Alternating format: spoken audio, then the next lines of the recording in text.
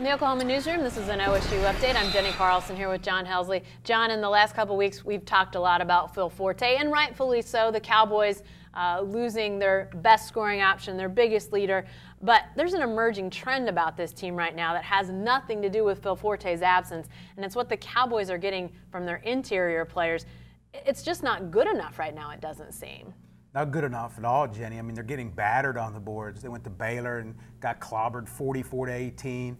You know, the numbers were a little bit better at West Virginia, where they lost again on Saturday, but gave up a lot of offensive rebounds and second chance points, and the story was pretty much the same. And, you know, this is a league that is physical and a lot of teams that can really rebound, and they have a lot of tough games ahead, and they're going to have to get tough inside if they're going to try and kind of reverse this trend. Well, and they played without Anthony Allen, their really big man, on Saturday at West Virginia. They were missing a couple guys. What do we know about those guys right now?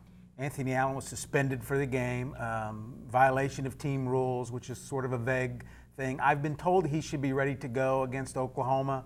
We'll see about that. Tyree Griffin, the backup point guard, who actually plays a lot, averages 23.8 minutes a game.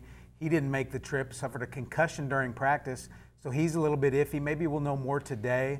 But, you know, with concussions, you have to kind of pass those protocol tests. And so I'd say right now he's questionable. Yeah, sounds like that shorthanded might be the words for this Bedlam game, which brings us to the question of what Wednesday night may look like. I mean, obviously an Oklahoma team coming in that's playing almost as well as anybody in the country.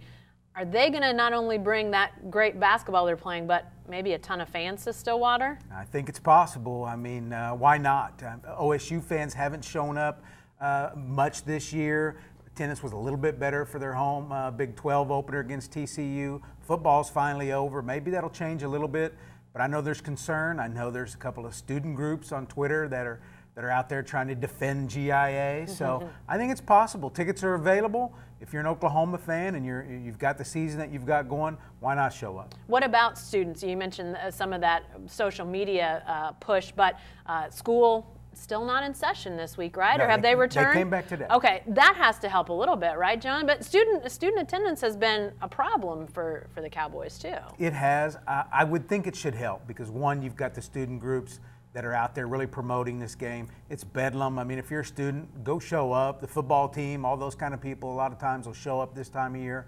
I think the students should be there. The big question will be, will the adult fans be there? Yeah, interesting to see. All right, Wednesday night Bedlam up in Stillwater. Be sure to stay with the best coverage team anywhere at newsok.com and every day in the Oklahoman.